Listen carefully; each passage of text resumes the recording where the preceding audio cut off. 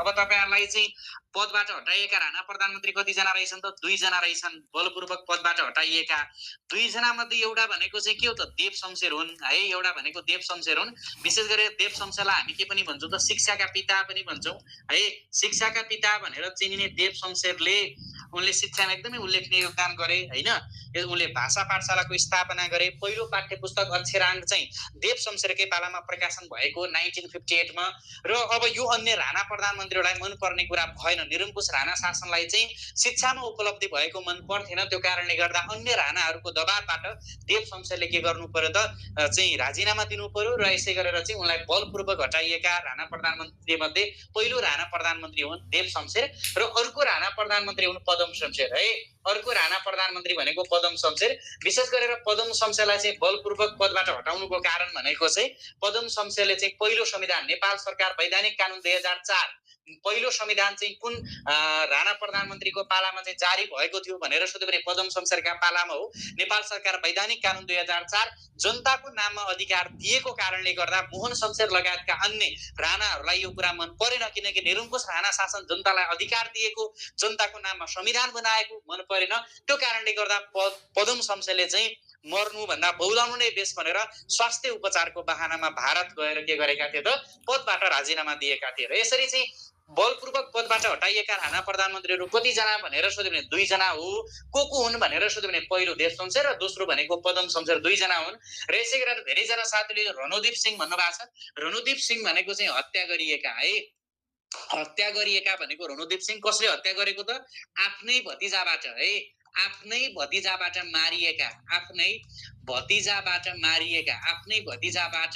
मारिएका राणा प्रधानमन्त्री को हुन् भनेर सोध्यो भने रणदीप सिंह। विशेष गरेर जसलाई हामी 42 सालको पर्व पनि भन्छौँ। 1942 सालमा रणदीप सिंहलाई आफ्नै भतिजाहरू विशेष गरेर धीर शमशेरका 17 भाइ छोराहरू मिलेर सैन्य फाइदा उठाएर के गरेका थिए?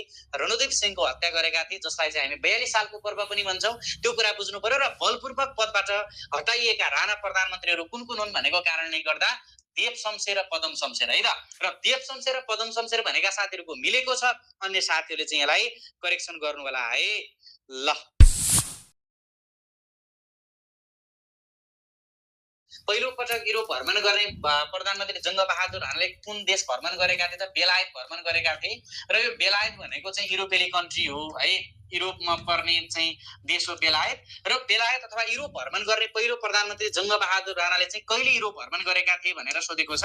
1906-1907 मा गरेका थिए है त। 1906-07 मा चाहिँ गरेका थिए। यो कुरा चाहिँ तपाईले बुझ्नु पर्यो। र अर्को महत्त्वपूर्ण प्रश्न भनेको चाहिँ बेलायत भ्रमण गर्ने क्रममा अथवा जङ्गबहादुर राणाले युरोप भ्रमण गर्ने क्रममा चाहिँ कार्यवाहक प्रधानमन्त्री भएका उनका चाहिँ भाइ को हुन् भनेर सोध्न सक्छ है।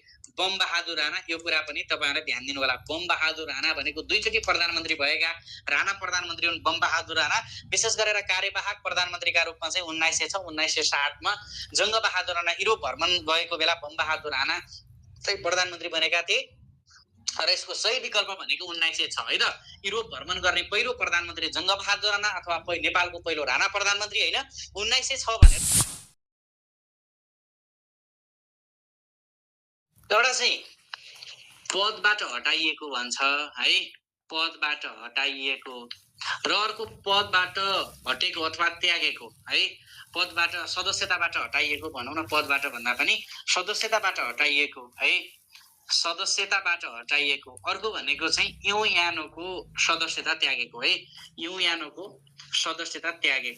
सदस्यता त्यागेको भनेर बुझ्नु पर्यो। विशेष गरेर तपाईहरुलाई चाहिँ यो दुईटा सन्दर्भमा चाहिँ नजुक्किनु होला। हटाइएको भनेर सोध्यो भने चाहिँ ताइवान है। हटाइएको भनेर सोध्यो भने ताइवान। हटेको अथवा त्यागेको भनेर सोध्यो भने चाहिँ यो भनेको इन्डोनेसिया हुन्छ। इन्डोनेसियाको चाहिँ सरकार परिवर्तनको असरको कारणले गर्दाखेरि चाहिँ त्यागेको थियो र पुनः पछि सदस्य बन्यो। त्यो कारणले गर्दा सदस्यबाट हटाइएको मुलुक कुन हो भनेर सोध्यो भने ताइवान। त्यागेको मुलुक कुन हो भनेर सोध्यो भने इन्डोनेसिया। तपाईहरुलाई चाहिँ हटाइएको पहिलो मुलुक सोधेको छ। यसको सही विकल्प हुन्छ ताइवान है। भाग 30 भन्ने कुरा बुझ्नु पर्यो। भाग 30 मा के छ त सङ्कटकालीन अधिकार छ। भाग 30 मा के छ सङ्कटकालीन अधिकार छ। भाग 30 मा सङ्कटकालीन अधिकार छ जस अन्तर्गत तपाईहरुलाई चाहिँ धारा नै भनेर तोकेको छ। त धारा भनेको चाहिँ 273 है। धारा 273 अन्तर्गत चाहिँ भाग 30 अन्तर्गत धारा 273 मा सङ्कटकालीन अधिकार छ। यो सङ्कटकालीन घोषणाको अधिकार कसलाई हुन्छ भनेर सोध्यो भने राष्ट्रपतिलाई हुन्छ है। सङ्कटकालीन घोषणाको अधिकार कसलाई हुन्छ भनेर सोध्यो भने संविधान त उल्लेख गरेको विषय भएको कारणले गर्दा तपाईले के बुझ्नु पर्यो भने नेपालको संविधान अनुसार राष्ट्रपतिले है यदि चाहिँ सङ्कटकालीन घोषणा गर्नुपर्ने अवस्था सिर्जना भयो भने के गर्न सक्छन् नेपालभरि नै अथवा कुनै एक क्षेत्रमा सङ्कटकाल घोषणा चाहिँ लागू हुने गरी सङ्कटकाल घोषणा गर्न सक्नेछन् अथवा आदेश जारी गर्न सक्नेछन् भनेर नेपालको संविधानको भाग 30 को धारा 273 सङ्कटकालीन अधिकारसँग सम्बन्धित व्यवस्था गरेको छ र यो चाहिँ घोषणा कसले गर्न सक्छन् त राष्ट्रपतिले अथवा जारी गर्न सक्छन्। यसको सही विकल्प भनेको धारा 273 इज द करेक्ट आन्सर। नेपालको संविधानको धारा 273 मा सङ्कटकालीन अधिकारसँग सम्बन्धित व्यवस्था गरेको छ भन्ने कुरा चाहिँ तपाईहरुले बुझ्नु पर्यो है त। तर तपाईलाई चरण भनेको चाहिँ प्रतिनिधि तथा प्रदेश सभा निर्वाचन 2079 भनेको चाहिँ कहिले भयो मिति तपाईलाई याद गर्नु भएको छ कि छैन? 2079 मङ्सिर 4 गते या एकै दिन भएको हो कि होइन? 2079 मङ्सिर 4 गते एकै दिन नेपालभरिका 77 वटै जिल्लामा 77 वटै जिल्लामा के भएको चुनाव भएको हो कि होइन? दुई दुई चरणमा भएको हो त तीन तीन चरणमा भएको हो त होइन? त्यो कारणले गर्दा 2079 मङ्सिर 4 गते एक दिन मात्रै प्रतिनिधि सभा प्रदेश सभाको निर्वाचन भएको होइन? त्यो कारणले गर्दाखेरि चाहिँ के हुनु पर्यो यो एक चरणमा मात्रै सम्पन्न भएको हो है। यसको सही विकल्प भनेको चाहिँ एक चरणमा मात्रै हुन्छ साथीहरु। चरण भनेको जस्तै मानव एक्जाम्पलको लागि स्थानीय तहको निर्वाचन 2079 पनि एक चरणमै हो। 2079 वैशाख 30 गते हो कि होइन? 2079 वैशाख 30 गते स्थानीय तहको चुनाव भएको यो पनि एक चरणमै भएको है। स्थानीय तहको चुनाव पनि कति चरणमा भयो त? स्थानीय तहको चुनाव पनि एक चरणमै भयो। तर 2074 सालको चुनावको याद छ? याद गर्नु त। 2074 को सालको चुनाव भनेको स्थानीय तहको चुनाव 3 चरणमा भएको थियो है। एकचोटि चाहिँ 2074 वैशाख 31 गते, अर्को भनेको चाहिँ असार 14 गते, अर्को भनेको असोज 2 गते। सबैभन्दा अन्तिममा मधेस प्रदेशमा मात्रै भएको थियो हो। त्यसलाई चाहिँ चरण भन्छ। 3 चरणमा सम्पन्न भयो। 2074 को चाहिँ प्रतिनिधि र प्रदेश सभा निर्वाचन पनि 2 चरणमा भयो। 2074 साल मङ्सिर 10 गते र मङ्सिर 21 गते हैन 2 चरणमा भयो। तर प्रतिनिधि र प्रदेश सभा निर्वाचन 2079 भनेको एक चरणमा मात्रै सम्पन्न भएको हो साथीहरु। यति सजिलो प्रश्न हेर्नुस् त तपाईले बिगार्नु भयो है। यो धेरै जना साथीहरुले चाहिँ यसलाई करेक्सन गर्नु होला। यसको सही विकल्प भनेको चाहिँ एक चरणमा मात्रै सम्पन्न भएको 2079 साल मङ्सिर 4 गते है। 2074 को चाहिँ स्थानीय 3 चरणमा भएको हो भने प्रतिनिधि र प्रदेश सभा चाहिँ 2 चरणमा भएको थियो है त। यो कुरा चाहिँ यसरी बुझ्नु पर्यो। यसको सही विकल्प हुन्छ एक चरणमा।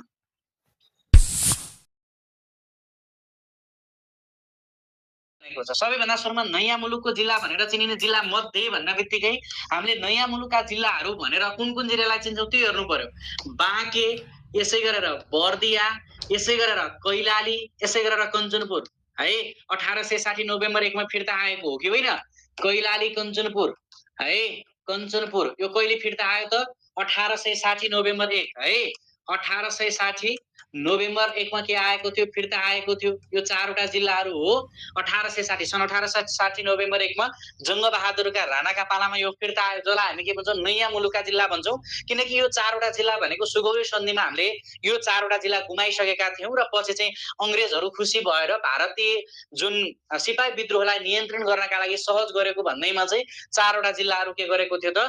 फिर्ता दिएको थियो है। चारवटा जिल्ला भनेका यिनै हुन् बाँके, बर्दिया, कैलाली, कञ्चनपुर। 1860 नोभेम्बर 1 मा चाहिँ फिर्ता आयो। जस मध्ये मात्रै हेर्नु पर्यो। अब बाँके, बर्दिया, कैलाली, कञ्चनपुर मध्ये सबैभन्दा पूर्वको जिल्ला कुन हो भने चाहिँ यसको सही विकल्प हुन्छ बाँके साथीहरु। अब दाङ भनेका शब्दले के बुझ्नु पर्यो भने दाङ भनेको भित्री मधेसको जिल्लामा पर्छ। तर नयाँ मुलुकको जिल्ला भनेर चिनिने जिल्ला भनेको छ नि त। नयाँ मुलुकको जिल्ला भनेर चिनिने जिल्ला बाँके, बर्दिया, कैलाली, कञ्चनपुर मात्रै हुन्। मध्ये भन्ने बित्तिकै यो मध्ये सबैभन्दा पूर्वको बाँके, त्यसपछि बर्दिया, त्यसपछि कैलाली, त्यसपछि कञ्चनपुर आउने होइन हैन। त्यो कारणले गर्दा यसको सही विकल्प हुन्छ बाँके। हेर्नुस् त क्वेशनले जसरी पनि जीके हो जहाँबाट नि सोध्न सक्छ। तर चाहिँ कन्सेप्ट चाहिँ क्लियर हुनु पर्यो, प्रश्न पढ्नु पर्यो राम्रोसँग है कि। त्यो कुरा चाहिँ तपाईले बुझ्नु पर्यो है। ल भने हवाई सम्झौता हाल नेपालले हवाई सम्झौता भनेको चाहिँ 42 वटा मुलुक है 42 वटा मुलुक र EU सँग गरेको छ। EU भनेको युरोपियन युनियन, यो चाहिँ सङ्घ भयो, चाहिँ संगठन भयो। यो भनेको मुलुक सम्झौता गरेको मुलुक कतिवटा छन् भनेर सोधेर 42 वटा छन्। यसमा चाहिँ नो डाउट 42 वटा नै छन्। र अन्तिम अथवा नेपालले हवाई सम्झौता गरेको 42औं मुलुक कुन हो भनेर सोध्यो भने चाहिँ 42औं भनेको चाहिँ के हो त? स्विजरल्यान्ड हो है। 42औं भनेको स्विजरल्यान्ड हो। नेपाल र स्विजरल्यान्ड बीच हवाई सम्झौता कहिले भएको थियो? 2024 फेब्रुअरी 6 मा चाहिँ के भएको थियो? हवाई सम्झौता भएको थियो। र 41औं नेपालसँग हवाई सम्झौता भने 41औं भनेको को त? रुवान्डा हो। रुवान्डा भनेको चाहिँ 2023 यसै गरेर डिसेम्बर 5 मा चाहिँ नेपालसँग के भयो? हवाई सम्झौता भयो। यसरी चाहिँ तपाईले ध्यान दिनु होला।